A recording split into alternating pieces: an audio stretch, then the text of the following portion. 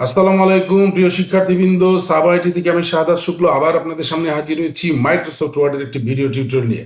আমাদের আজকে টিউটোরিয়ালের বিষয়বস্তু হচ্ছে ইনসার্ট মেনু। ইনসার্ট মেনু থেকে আমরা আজকে আপনাদেরকে দেখাবো হচ্ছে signature line, date and time এবং অবজেক্ট। এই তিনটি টুল অত্যন্ত গুরুত্বপূর্ণ এবং মাইক্রোসফট ওয়ার্ডে বিভিন্ন কাজের ক্ষেত্রে এই তিনটি টুল ব্যবহৃত হয়ে থাকে। তো যারা আমাদের আগের ভিডিওগুলো এখন পর্যন্ত দেখেননি তারা কিন্তু প্লেলিস্ট থেকে প্রথম থেকে শুরু করে তারপর আজকের ভিডিওটি পর্যন্ত আসতে পারেন, এতে আপনারা অধিক উপকৃত হবেন। আর যারা আগের ভিডিওগুলো সব দেখেছেন তাদের জন্য আমাদের আজকের ভিডিওটি। তো চলুন শুরু করা যাক আমাদের আজকের টিউটোরিয়াল। তো শিক্ষার্থী কিন্তু প্রথমে আমরা এখানে দেখাবো হচ্ছে আমাদের এই যে সিগনেচার লাইন। তো এইখানে সিগনেচার লাইন থেকে আমরা কি করি, সাধারণত ধরেন যখন আমরা এমএস ওয়ার্ডে বা একটি সিভি করি, কোনো জায়গায় সিভি বা বায়োডাটা করতে হয়, তো সেখানে কিন্তু আমাদের একটি স্বাক্ষর করতে হয়। দেখুন এই যে এখানে আমাদের একটি স্বাক্ষরের জায়গা রয়েছে, এখানে একটি স্বাক্ষরের এই সিভিটি, এটি আমাদের একটি সিভি কারিকুলাম ভাইটা। এখানে আমরা এই এখান থেকে একটি স্বাক্ষর করতে পারি। তো এই স্বাক্ষরের উপরে কিন্তু একটি লাইন থাকে যেটাকে আমরা বলি হচ্ছে সিগনেচার লাইন। তো এটাকে যদি আমরা ম্যানুয়ালি করি তাহলে আমরা কিভাবে করতে পারি, দেখুন ইনসার্ট মেনুতে যে এই স্বাক্ষরটি এখানে আছে, এর উপরে আমরা এখান থেকে শেপ থেকে একটি এই অটো শেপ থেকে এখান থেকে আমি একটা লাইন টেনে এখানে এসে শিফট ধরে, কিবোর্ড থেকে শিফট ধরে আমি এটাকে টান দিলে সমান একটি লাইন আঁকা হয়ে গেল। এইভাবে আমরা এখানে একটি লাইন আঁকতে পারি। লাইনটাকে আমি এইখান থেকে লাইনটি আঁকার সাথে সাথে আমরা এটা কিন্তু ফরম্যাট মেনুতে চলে গিয়েছে, আমি এখান থেকে লাইনটিকে একটু মোটা করে দিতে পারি। তো এইভাবে করে আমি যদি চাই যে আরও এটাকে চেঞ্জ করব তাহলে আমি একটু মোটা করে দিতে পারি, এই ধরনের একটা অপশন নিয়ে আসতে পারি। তো এই ছিল আমাদের একটি সিগনেচার লাইনের ম্যানুয়াল পদ্ধতি। এইভাবে আমরা এটার একটা অসুবিধা রয়েছে যে এটাকে আপনাকে আঁকতে হবে, অনেকে সহজ করে আঁকতে হবে, তারপরে সোজা করে লাইনটি সোজা করে আঁকতে হবে, তারপরে এইভাবে যদি একটু একটু এদিক সেদিক সরে যেতে পারে। তারপর ধরেন আমি এই লেখাটিকে যদি এখান থেকে মুভ করি তাহলে কিন্তু এটি মুভ অনেক সময় নাও হতে পারে। এই যে আমার লেখাটিকে আমি একটু এক লাইন নিচে নিয়ে গেলাম এন্টার দিয়ে, তো এখানে কিন্তু এটি নিচে গেল না। তো শিক্ষার্থীবৃন্দ আমরা এটিকে ইনসার্ট মেনু থেকে করতে পারি। তো দেখুন আমরা কিভাবে এটা ইনসার্ট মেনু থেকে করতে পারি। তো এটা দুইভাবে করা যেতে পারে, একটি ইনসার্ট মেনু থেকে আর সিগনেচার লাইন। ইনসার্ট মেনুর এই যে এখানে যে সিগনেচার লাইনটি রয়েছে সিগনেচার লাইন থেকে, আরেকটি হচ্ছে আমরা এই টেক্সট বক্সের মধ্যে সিগনেচার লাইনটি আঁকতে পারি। তো আমরা প্রথমে এখানে সিগনেচার লাইনটি দেখি। এই যে এখানে যদি আমি সিগনেচার লাইনটি ক্লিক করি, হ্যাঁ এখানে ক্লিক করলে আমার একটি অপশন চলে এসেছে। এইখানে আমরা সিগনেচারটি কেমন হবে আগে, তার আগে আমরা কোথায় সিগনেচার লাইনটি নিতে চাই।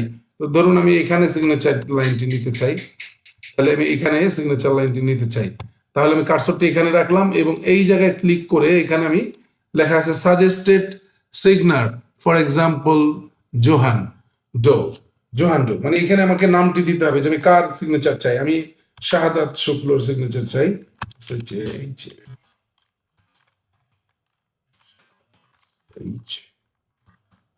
তো এখানে আমরা নামটি লিখে দিলাম শাহাদাত শুক্ল।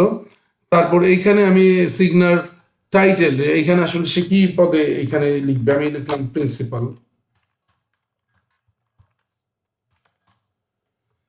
দেন আমাকে এখানে ইমেল অ্যাড্রেসটি লিখে দিতে হবে। তো ইমেলটি মনে হয় না লিখলেও হতে পারে, আমরা একটু ট্রাই করি। হ্যাঁ, ইমেলটি না লিখলেও আমার কিন্তু হবে এবং আমরা এখান থেকে আমার একটা সিগনেচার লাইন কিন্তু তৈরি হয়ে গেছে। এবার এটি কিন্তু একটি ছবি, আসলে আমি যে টেক্সটগুলো দিচ্ছি ছবি, একটা টেক্সটের একটি ছবি তৈরি হয়েছে। তো এখন আমি এটাকে অবশ্যই আমাকে ছবিতে ঠিক যেভাবে আমরা কাজ করি, এখানে কার্সরটি রেখে আমি মাউসের রাইট বাটন ক্লিক করে আমি এটাকে ফরম্যাট পিকচারে চলে গেলাম এবং এখান থেকে লেআউটে যেয়ে এটাকে র্যাপ টেক্সট করে আমি বিহাইন্ড টেক্সট বা in front of text, in front of text দিয়ে আমি ওকে করে দিলাম। যেটি দিয়ে আমি এখান থেকে যে কোনো একটি অপশন দিয়ে এখন এটাকে আমি কিন্তু মুভ করতে পারবো। তো এটি অত্যন্ত চমৎকার ভাবে এই লেখাটি হলো, সিগনেচার লাইন আসলে দেখতেও অত্যন্ত সুন্দর লাগছে এবং এটাকে কিন্তু আমি লেখার সাথে সাথে লাইনটিকে মুভ করতে পারছি। এটা হচ্ছে এটার সুবিধা। তো শিক্ষার্থীবৃন্দ আশা করি বুঝতে পেরেছেন। এটি ছাড়াও আমরা আরেকভাবে সিগনেচার লাইনটি আনতে পারি, সেটা হচ্ছে আমি যদি এখান থেকে আমি এটি কেটে দিলাম, কেটে দিয়ে কার্সরটিকে এখানে রাখলাম, রেখে আমরা যদি একটু টেক্সট বক্সে চলে আসি, এই যে এখান থেকে টেক্সট বক্স আমরা আগেও শিখেছি এটি, এখান থেকে আমি চলে গেলাম ড্র টেক্সট বক্স। তো এখান থেকে আমি ড্র টেক্সট বক্স করলাম, করে এখানে আমি ক্লিক করে আমি লিখে দিলাম শাহাদাত শুক্ল। শাহাদাত শাহাদাত শুক্ল। আমি যদি এখন এই যে আমার নামটি লেখা হয়ে গেল, এবার নামের প্রথমে যদি আমি কার্সরটিকে রাখি, নামের প্রথমে নামের প্রথমে যদি আমি কার্সরটিকে রাখি, রেখে এখান থেকে কিবোর্ডে যে আমাদের আন্ডার স্ক্রল যে বাটনটি রয়েছে, আমি শিফট চেপে ধরে আন্ডার স্ক্রল দিলাম একবার, দুইবার, তিনবার দিয়ে জাস্ট আমি যদি এন্টার প্রেস করি, তাহলে দেখুন এটা উপরে একটি চমৎকার লাইন তৈরি হয়ে গেছে লেখাটির উপর। আমি চাইলে এই লেখাটিকে ব্র্যাকেটের মধ্যেও ক্লোজ করে দিতে পারি। তো এখন আমি এটাকে কিন্তু টেক্সট বক্স ধরে যেখানে নিয়ে যাব, এইভাবে আমরা এটাকে মুভ করতে পারি। তো শিক্ষার্থীবৃন্দ, আশা করি বুঝতে পেরেছেন সিগনেচার লাইনের এইখান থেকে সরাসরি সিগনেচার লাইন যেটা আনা যায় সেটা আমরা করে দেখালাম, তারপর টেক্সট বক্সের মধ্যে দেখালাম, আর ম্যানুয়ালি আপনি এইখান থেকে শেপের মাধ্যমেও কিভাবে একটা সিগনেচার লাইন করতে পারেন সেটিও আমরা দেখলাম। আশা করি এই ব্যাপারটা আপনাদের অনেক উপকারে আসবে। তো এখন আমরা যেটা করবো, আমি এটাকে ডিলিট করে দিচ্ছি। আমাদের এখানে আছে ডেট অ্যান্ড টাইম। তো আপনারা জানেন যে যথারীতি আমাদের কিন্তু এই অ্যাপ্লিকেশন লিখতে বা সিভি লিখতে আমাদের একটা ডেটের প্রয়োজন হয়, অনেক জায়গায় আমাদের ডেটের প্রয়োজন পড়ে। তো ধরুন আপনি যদি যেখানে এই ডেটটি দিতে চান, ধরুন আমরা যদি একদম প্রথমে একটি ডেট দিতে চাই, নেমের প্রথমে আমরা ধরুন এই জায়গায় আমরা কার্সরটিকে রেখে এইখানে আমরা একটি ডেট দিতে চাই। তো কোন ডেটটি দিতে চাই? আজকে যেহেতু আমরা সিভিটি লিখছি, আমরা আজকের ডেটটি দিতে চাই, এবং এটা যথারীতি আমাদের বিভিন্ন সময় প্রিন্ট করার দরকার পড়তে পারে। তো যেদিনে আমরা প্রিন্ট করব আসলে ডেটটি কিন্তু সেই দিনেরই আমরা রাখার চেষ্টা করি বা যেখানে আমরা জমা দিব। তো যদি আমি আজকের কারেন্ট ডেটটি রাখতে চাই, তো দেখুন এইখানে আমাদের এই যে ভেতরে এইখানে আমি যদি দেখি, এইখানে আমাদের ডেটটি আজকে দেখাচ্ছে। তো এইভাবে আমরা এখান থেকে আমাদের আজকের যে কারেন্ট ডেটটি এখানে আমি আনতে চাই, তাহলে সরাসরি এখানে আমি ডেট অ্যান্ড টাইমে ক্লিক করব। ক্লিক করে দেখেন এইখানে আমাদের যে অপশনটি রয়েছে, এই যে এখানে প্রথমে এতটুকু জায়গা কিন্তু আমাদের ডেট দেয়া রয়েছে, এই যে ডেট, তারপরে এইখান থেকে এই নিচে কিন্তু আমাদের টাইম দেয়া রয়েছে। আমি যেটাই নিতে চাই আমি এখান থেকে নিতে পারবো।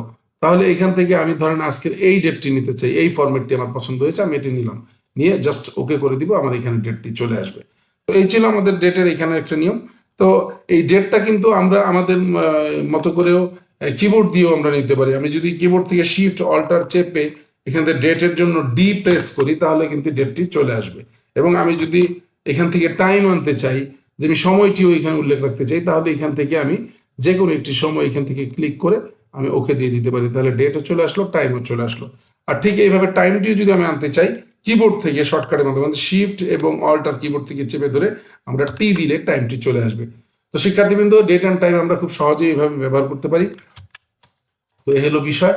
এরপর যেটি রয়েছে অবজেক্ট, এই অবজেক্টটি অত্যন্ত মজার একটি ফিচার, এখান থেকে অনেক সুন্দর সুন্দর কাজ করা যায়। তো তার জন্য আমি আরেকটি ডকুমেন্টে যাব, এই ডকুমেন্টটিকে আমরা ক্লোজ করে দিচ্ছি।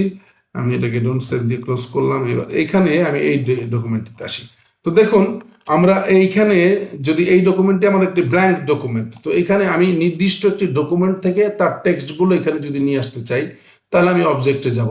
সেক্ষেত্রে কিন্তু আমরা অবজেক্টে ক্লিক করলাম, অবজেক্টে ক্লিক করে আমরা এখান থেকে দেখেন এখানে আছে ক্রিয়েট ফ্রম ফাইল আর আছে ক্রিয়েট নিউ, দুইটি অপশন আছে। একটা হচ্ছে আপনি নতুন কোনো অবজেক্ট যদি তৈরি করতে চান তাহলে ক্রিয়েট নিউতে যাবেন, আর ক্রিয়েট ফ্রম ফাইল, তো যেটা আমি ক্রিয়েট ফ্রম ফাইলে ক্লিক করলাম, করে এখান থেকে ব্রাউজে গেলে আমার এই যে ডকুমেন্টগুলো শো করছে। তো আমি যদি এখানে ডকুমেন্টে ক্লিক করি, ধরুন আমি এই যে ডকুমেন্টে বা এই যে ডকুমেন্টে ক্লিক করলাম, ডকুমেন্টে ক্লিক করার পরে আমি এখানে গেলে দেখুন আমার এখানে যেই কোনো একটি ডকুমেন্ট আমি এখান থেকে নিয়ে নিতে পারি। তো আমি এখান থেকে এই যে সিভি রহিম, এই এই ডকুমেন্টের ভিতরে সিভি রহিম ডকুমেন্টের ভিতরে যে টেক্সটগুলো আছে সেগুলোকে যদি আনতে চাই, তাহলে এটাকে সিলেক্ট করলাম এবং এখানে ইনসার্ট ক্লিক করে দিলাম, দেন ওকে দিলাম।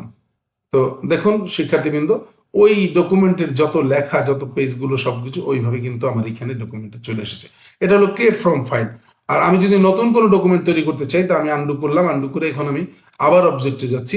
অবজেক্টে যে আমি এখানে আবার এই টেক্সট ফ্রম ফাইল না দিয়ে এবার আমরা অবজেক্ট দিব। অবজেক্ট দিলে আমি এখান থেকে ক্রিয়েট ফ্রম ফাইল বাদ দিয়ে আমি ক্রিয়েট নিউতে গেলাম।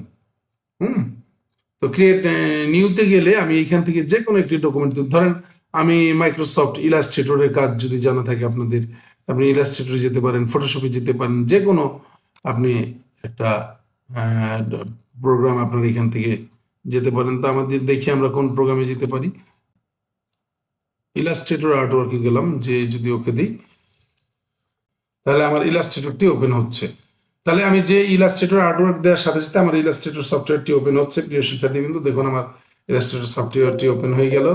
হ্যাঁ, এবং আমি এখান থেকে জাস্ট আমি একটা ডকুমেন্ট নিলাম, নিয়ে আমি এখান থেকে একটি স্টার, আমি এখান থেকে ধরুন একটি স্টার নিলাম, স্টার নিয়ে আমি একটি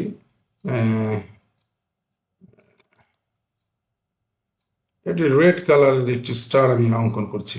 তাহলে এখান থেকে আমি একটি রেড কালারের স্টার রেখে দিলাম, দিয়ে আমি এখানে জাস্ট এখানে রেখে দিলাম। দিয়ে এখন যদি আমি এটাকে ক্লোজ করে দিই, এখান থেকে ক্লোজ করে দিলে আমার দেখুন মাইক্রোসফট ওয়ার্ডের মধ্যে আমার কিন্তু এই স্টারটি চলে এসেছে।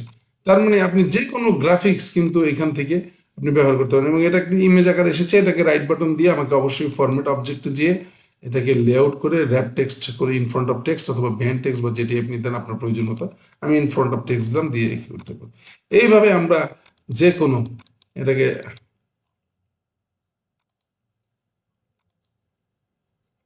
এই যে অলরেডি মুভ করছে, আমি এটাকে ছোট বড় করতে পারি, জাস্ট একটা ইমেজের মতো করে আমি এটাকে এখন ব্যবহার করতে পারি। তো এই ছিল আমাদের অবজেক্ট। অবজেক্টের মধ্যে আমরা এখান থেকে অবজেক্ট থেকে ইউজ করতে পারি, টেক্সট ফ্রম ফাইল থেকে ইউজ করতে পারি, যে কোনোভাবে এটাকে আমরা ইউজ করতে পারি। তো প্রিয় শিক্ষার্থীবৃন্দ, আশা করি আপনারা বুঝতে পেরেছেন অত্যন্ত চমৎকার একটি ফিচার টেক্সট ফ্রম ফাইল। এখান থেকে আপনি যদি টেক্সট ফ্রম ফাইল কোনো ফাইলের থেকে যদি আপনি টেক্সট নিতে চান, সেটিও ওইরকম ব্রাউজ করে আমরা যেভাবে নিলাম সেম অনেকটা এখান থেকে সিভি নিলাম, নিয়ে ইনসার্ট করে দিলাম। তো এইভাবে করেও আমরা ডকুমেন্টের থেকে টেক্সট নিয়ে আসতে পারি। আর অবজেক্টের ভেতর থেকে এই যে ক্রিয়েট ফ্রম ফাইল আর টেক্সট ফ্রম ফাইল মোটামুটি একই রকম। ক্রিয়েট ফ্রম ফাইল মানে আপনি যে কোনো কিছুই আনতে পারবেন, আর যখন আমি এখান থেকে অবজেক্ট মেনু থেকে শুধু এই টেক্সট ফ্রম ফাইল দিব, তখন টেক্সটের ফাইল থেকে আনতে পারবো। তো শিক্ষার্থীবৃন্দ, আশা করি ভিডিওটি আপনাদের উপকারে আসবে, এবং আপনারা যদি মনে করেন যে আপনারা ছাড়াও আরো অনেকের উপকার আসতে পারে, তাহলে আপনারা এটাকে লাইক, শেয়ার, কমেন্টের মাধ্যমে ভিডিওটি ছড়িয়ে দিতে পারেন। পরবর্তী ভিডিওগুলো পাওয়ার জন্য আমাদের চ্যানেলে সাবস্ক্রাইব করে রাখতে পারেন। তো ধন্যবাদ সবাইকে, ভালো থাকবেন। আসসালামু আলাইকুম।